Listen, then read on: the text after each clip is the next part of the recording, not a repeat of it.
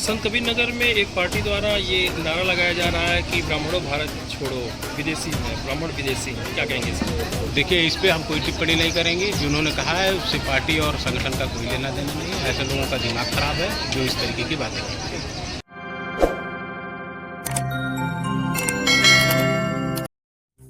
साथियों नमस्कार, आप देख रहे हैं पब्लिक दत्त। साथियों, दरगटा विधानसभा ढोलमपुर ग्राम सभा में आज आज़ाद समाज पार्टी का नुक्कड़ सभा था और किसने क्या कहा है और उन बे को पूरा देखिए।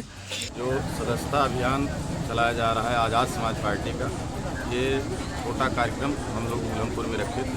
सदस्यता अभियान भाईचारा बनाइए आज़ाद समाज पार्टी। संत कबीर नगर में 2027 के चुनाव में क्या रणनीति आपकी बन रही है? 2027 में जो उत्तर प्रदेश की हवा बता रही है कि आदरणीय चंद्रशेखर आज़ाद जी के नेतृत्व में 403 विधानसभा पे आज़ाद समाज पार्टी भीम आर्मी के कार्यकर्ता मजबूती से तैयार हो चुके हैं लड़ने के लिए, और 403 विधानसभा सीटों पर हम लोग दावे के साथ कह रहे हैं कि मजबूती के साथ चुनाव लड़ने का काम करेंगे। संत कबीर नगर में कहाँ आपका सदस्यता अभियान? संत कबीर नगर में देख रहे हैं, जब से मैं पार्टी को ज्वाइन किया हूँ तकरीबन 1.5 साल हो गए। कम से कम 50 कार्यक्रम ऐसे मैंने किया है जो कि लगातार डेली इस तरह का कार्यक्रम न बीजेपी कर पा रही है, न तो भाजपा की सरकार के कोई मंत्री जो घूम रहे हैं, कोई विधायक नहीं कर पा रहे हैं। उनको कार्यक्रम करने के लिए किसी संस्था से जो आशा बहुएँ हैं और जो सफाई कर्मी के लोग हैं उनको आदेशित कर करके इकट्ठा की जाती है। आज़ाद समाज पार्टी जिस भी कार्य क्षेत्र में जा रही है वहाँ पर लोगों की बुलाने की ज़रूरत नहीं पड़ रही है। पब्लिक अपने आप इसमें सदस्यता ले रही है और इस पार्टी से बहुत सारे लोग प्रभावित होकर के बैकवर्ड समाज या एससी समाज या माइनॉरिटी समाज से कम ज़्यादा से ज़्यादा बहुत लोग आकर के प्रभावित होकर सदस्यता ले रहे हैं। इसमें अभी तक क्या आपकी पार्टी का विस्तार हुआ? अब आप देख रहे हैं, जब से मैं पार्टी में आया हूं तब से हमारे जो पुराने साथी हैं मिल करके, जो भीम आर्मी के साथी हैं मिल करके सभी लोग धार को तेज करने का काम किया है। जो जंग लग गए थे वो जंग को साफ कर दिया गया है। अभी जिस तरह से तेज रफ्तार से समाजवादी पार्टी की जो सभाएं होती थी, बीजेपी की जो सभाएं होती थी, आज के समय में देख रहे हैं आप, कई जगह हमसे मुलाकात कर चुके हैं पत्रकार महोदय, आपने देखा है कि ऐसे कई जगह मंचिंग कार्यक्रम है अब आज़ाद समाज पार्टी की तरफ से भी चालू हो गई हैं। संत कबीर नगर के लोगों से, कार्यकर्ताओं से क्या कुछ अपील? संत कबीर नगर की देवतुल्य जनता से मैं हाथ जोड़कर निवेदन करता हूं कि वह आज़ाद समाज पार्टी की सदस्यता लें। और इस समय भारत के अंदर, उत्तर प्रदेश के अंदर बहुजनों की आवाज़, बैकवर्डों की आवाज़, नौजवानों की आवाज़, किसानों की आवाज़, सीमाओं पे प्रहरियों की आवाज़, सभी लोगों की आवाज़ मुखर होकर के आदरणीय चंद्रशेखर आज़ाद जी जो काम कर रहे हैं उनके विचारों से प्रभावित होकर के हम लोग आज़ाद समाज पार्टी का दामन थामे हैं। संत कबीर नगर की देवतुल्य जनता से मैं निवेदन करता हूं कि आज़ाद समाज पार्टी का झंडा उठाएं। मात्र एक नेता आदरणीय चंद्रशेखर आज़ाद जी को मान करके, हमारे आज़ाद समाज पार्टी के विचारों को मान करके सदस्यता ग्रहण करें और पार्टी में जिला पंचायत हो, चाहे वो प्रधानी का चुनाव हो, चाहे वो विधानसभा का चुनाव हो, चाहे वो लोकसभा का चुनाव हो, पूरा आज़ाद समाज पार्टी एक मय होकर के काम करके आदरणीय चंद्रशेखर आज़ाद जी के हाथों को मजबूत करने का काम करे। देवतुल्य संत कबीर नगर जिला के देवतुल्य जनता से मेरा निवेदन है, मजबूत करें और आज़ाद समाज पार्टी और भीम आर्मी को मजबूती के साथ ताकत। 2027 में क्या रणनीति है? 2027 में हमारी रणनीति बन चुकी है और उसको बहुत जल्द आप लोगों के सामने दिया जाएगा। माननीय चंद्रशेखर आज़ाद जी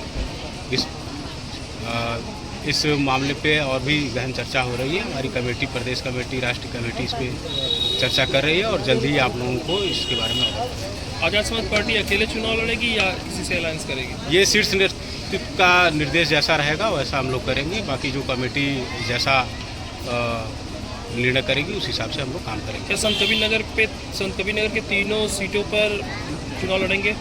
जी बिल्कुल, हम लोग सभी सीटों पे चुनाव लड़ेंगे। उत्तर प्रदेश के 403 विधानसभाओं पे चुनाव लड़ने की हमारी तैयारी है। उसी रणनीति के तहत आज ग्राम सभा में हमारा कार्यक्रम था। बसपा के नेताओं कहते हैं कि आज़ाद समाजवादी पार्टी बीजेपी की भी पार्टी है। अब देखिए, किसी को कोई क्या कहता है, कोई क्या कहता है, तो लोकतंत्र है। और कोई बीजेपी का बी टीम कहे या सी टीम कहे, जबकि आप लोगों के माध्यम से ये कहना चाहूँगा कि आप लोग उनका खुद का इतिहास उठा के देख लीजिए, कौन सरकार बनाया और कौन नहीं। फिर इल्ज़ाम तो कोई भी लगा सकता है और उसको साबित करना मुश्किल होता है। दलितों का सबसे बड़ा मसीहा कौन है?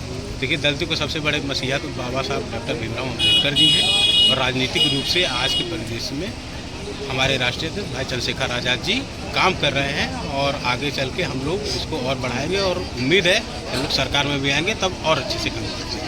संत कबीर नगर में एक पार्टी द्वारा ये नारा लगाया जा रहा है कि ब्राह्मणों भारत छोड़ो, विदेशी है, ब्राह्मण विदेशी है, क्या कहेंगे इसको?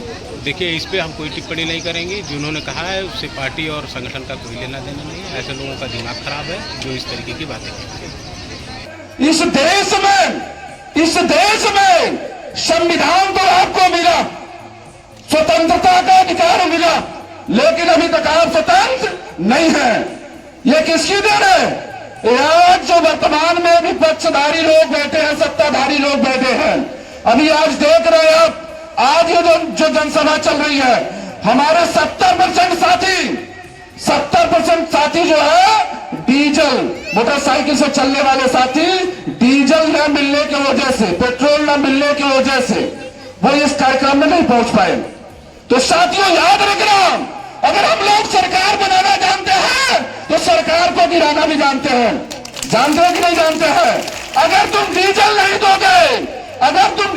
दोगे, तुम समय पर सिलेंडर नहीं दोगे, तुम हमारी बहनों माताओं की सुरक्षा की बात नहीं करोगे, तो हम तुमको भी नहीं चलने देंगे। हम लोग इस देश के मूल निवासी हैं, हम लोग संविधान को मानने वाले लोग हैं, हम लोग बाबा साहब अम्बेडकर साहब को मानने वाले लोग हैं, हम लोग लड़ई सिंह यादव साहब को मानने वाले लोग हैं, हम लोग फातिमा साहब को मानने वाले लोग हैं, हम लोग एपीजे अब्दुल कलाम साहब को मानने वाले लोग हैं। हम लोग उस कौम से हैं जिनकी बदौलत तुम आज सत्ता में हो। अगर संविधान नहीं होता तो तुम विधायक नहीं होते, तुम मंत्री, मुख्यमंत्री, प्रधानमंत्री नहीं होते नहीं होते। तो हम लोग उस कौम से हैं, हम लोग उस कौम से ताल्लुक रखने वाले लोग हैं कि जिससे शासन प्रशासन की रोटी चलती है कि नहीं चलती है, चलती है कि नहीं चलती है। क्या हम लोग कमजोर हैं? हम लोग कमजोर नहीं है। हम लोग के साथ छल होता है, हमारे भाइयों के साथ छल होता है, माताओं के साथ छल होता है। 15 लाख का झांसा दे करके आपका वोट छल करके लिया जाता है।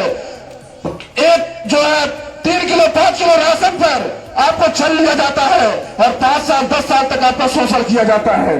5 साल बच्चियों के साथ दुष्कर्म की हत्या होती है, हमारी बहनों को जिंदा जलाया जाता है। अभी जो बिल पास होता है आपके विरोध में होता है। आज जब से भाजपा सरकार है, जब से बीजेपी के लोग हैं, तब से हम लोगों को जानकारी में केवल एक ही बिल हम लोग के समर्थन में पास हुआ है, वो भी सुप्रीम कोर्ट में साजिश के तहत डाल दिया गया। उस बिल का अभी हम लोग कोई फायदा नहीं उठा पाए, वो सुप्रीम कोर्ट में चल रहा। योगी हमारे पढ़े लिखे साथी हैं, किसका बच्चा पढ़ना नहीं चाहता? समानता से इसमें कोई है? सबके बच्चे समानता से पढ़ना चाहिए।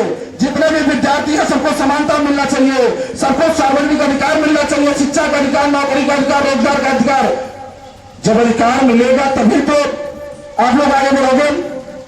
तो ये सारे जो शोषण अत्याचार हो रहे हैं, आप देख रहे हैं इस पूरे देश में बहुत सारी पार्टियां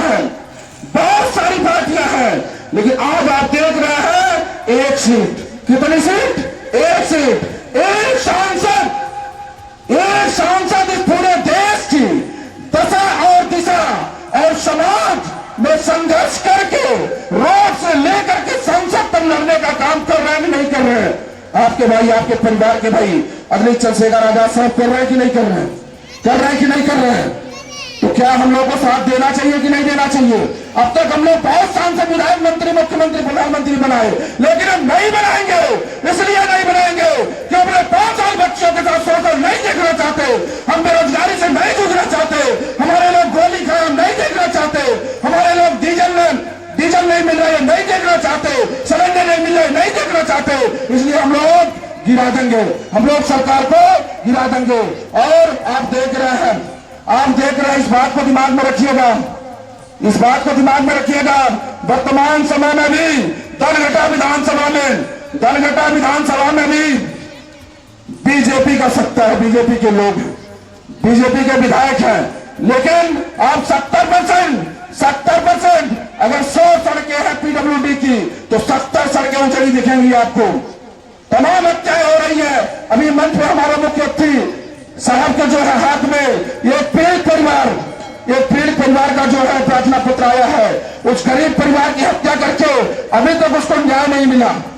तमाम इस तरह से मामले आ रहे हैं, कोई है बोलने वाला, कोई नहीं बोलता। लेकिन इस देश में अगर आपको सुरक्षित रहना है, अगर आपको संविधान मानते हैं, आप बोल सकते महात्मा बाबा साहब अम्बेडकर साहब को मानते हैं, तो उस मिसाल पर अगर कोई काम कर रहा, संघर्ष कर रहा, मेहनत कर रहा है, तो पूरे देश में सिर्फ और सिर्फ चंद्रशेखर आजाद, अन्यथा कोई नहीं।